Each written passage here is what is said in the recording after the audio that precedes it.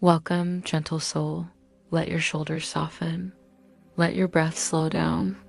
Tonight, we invite you into a story made not of noise, but of whispers, not of thunder, but of quiet strength. It is the tale of Joan, a girl of still faith and calm fire. Her world was full of turmoil, but her heart was peaceful. As you listen, you don't need to follow every detail. Just let the rhythm of her life carry you, like a soft lullaby on a breezy spring night. May this story soothe your heart, bring ease to your thoughts, and gently remind you, even in dark times, soft light can lead the way. Chapter 1. What it felt like to be Joan in the quiet before the march. Imagine the quiet hush of morning in a French village called Domremy. The fields are still kissed by dew. Birds rustle gently in the hedgerows. You are Joan, a girl of no grand title, yet a soul quietly listening. You carry the smell of the earth on your palms. Your family's laughter echoes from the kitchen. The sheep graze without worry. The town is humble but safe. Its people rise early, live simply, and fall asleep to the sound of wind in the trees. Life is full of familiar comforts, the rhythmic clinking of your mother's pots, the smooth grain of the church pew, the smell of fresh hay, and the worn dirt path that leads to the village well. Children's giggles ring out during chores. The village priest greets you with a nod and a smile each Sunday morning. At night, you whisper prayers to the stars. You wonder what lies beyond the hills. You ask questions of the sky, and the silence answers not with fear, but with a strange comfort. In those sacred moments of dusk, you feel connected to something beyond the hills, beyond the world, beyond yourself. Then the voices come, not loud, not frightening, but kind, gentle. They arrive not in the chaos, but in stillness. Like dew settling softly onto grass, they speak when your thoughts are quiet, when your heart is open. Michael, Catherine, Margaret, names that feel like home. They do not demand, they reassure. They speak of courage, of compassion, of something more, something important and true that you're meant to carry. You do not resist, you listen. You walk the same village paths with new awareness, feeling the world lean ever so slightly, as if something sacred is stirring inside you. When others speak to you, their words echo differently now. The ordinary feels touched with grace.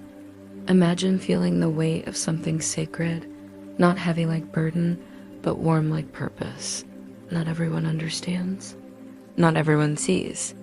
But deep inside, you feel rooted, held, prepared for something you don't yet fully understand. The seasons shift. Your hands are calloused from work, your dresses worn from time. And still, the voices remain. Their presence becomes familiar, like candlelight, like heartbeat.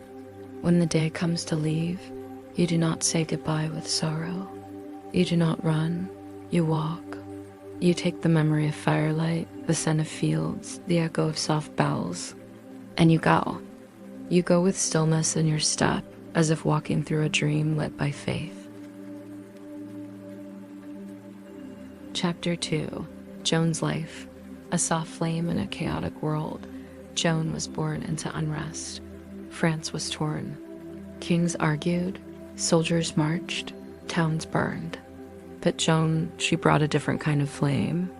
She entered the court of Charles, not as royalty, not as a soldier, but as a peasant girl who believed. Imagine the court, velvet robes, rustling scrolls, and eyes filled with suspicion. Into this world of titles and doubt walks Joan, wearing simple clothes, holding nothing but truth. And somehow, that was enough. They tested her, disguised the king to trick her, questioned her relentlessly, and still her answers, soft but steady, rang with sincerity. Her gaze didn't waver. Her words did not falter. She joins the army not to destroy, but to restore. Her banner is white. Her words encourage peace. She prays with soldiers. She listens to their fears. She reminds them of goodness. She is a light in the darkness. When morale fades, her presence steadies. When soldiers doubt, her calm quiets them. She walks among them at night, offering blessings, softening fears, and calming nightmares. Her faith unwavering, her kindness constant. Even when wounds bled, even when nights were long, she stayed beside them. She gathered the frightened, the wounded, the tired, and reminded them of hope. She never sought gold or glory. Even after victory at Orleans, she asked for no throne, only for France to rise again, and for a moment, it did. She was offered wealth. She declined, she was praised, she remained humble.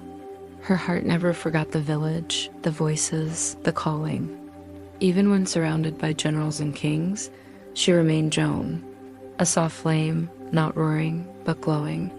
And that was what the world needed. And still, her thoughts returned often to Domremy, to the scent of bread baking, to her mother's touch, to the hush of twilight in the fields.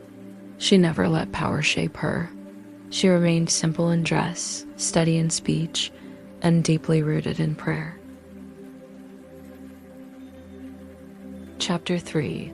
The voices, the visions, and the mystery of inner truth. What do we make of Joan's voices? Perhaps they were divine. Perhaps they were a rare inner knowing. Or perhaps they were the voice of truth we all carry but seldom hear. Joan heard them in stillness, in the hush of prayer, in the quiet spaces where fear fades and courage begins. She did not use them to frighten. She did not force others to believe. She only shared them as they were, a presence that guided, calmed, and reminded her who she was. She never claimed greatness. She said, "I am but a poor girl who believes." To hear voices is not always madness. Sometimes it is memory of goodness, of hope, of what is right. Joan's voices told her to lift a fallen nation, but also to be kind, to pray, to stay close to God. Their words were not grand commands, but gentle invitations. There were nights when she doubted, when the cold crept in and the fire burned low. But still, the voices came, and when they were silent, she held their memory, like the fading warmth of a fire long after it's gone. Even under pressure, even when accused, she never betrayed her truth. She remained soft-spoken, even when the world shouted. She remained faithful, even when faced with fire. Let her remind you tonight, your own truth may not be loud. Your own peace may not be flashy, but if it's kind, if it's real, it is enough. Let yourself believe in the still voice within, the one that knows love, the one that knows what's right. Let it guide you, not in haste, but in grace. Chapter 4.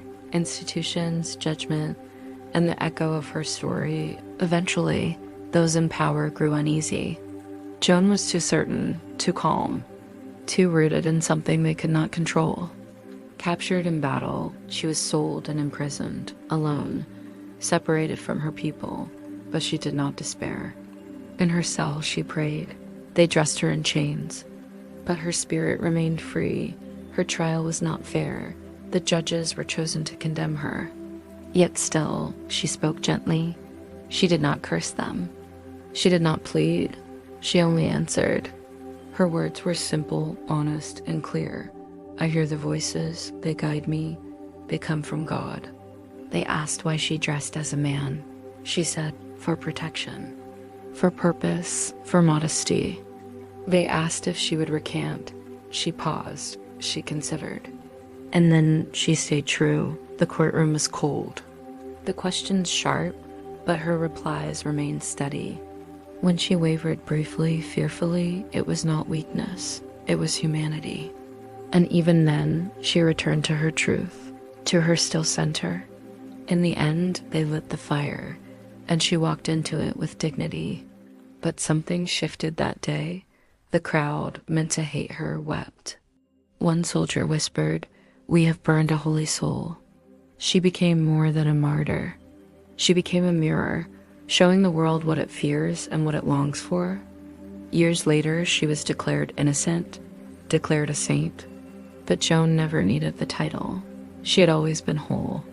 Her legacy is not in her armor, not in her execution.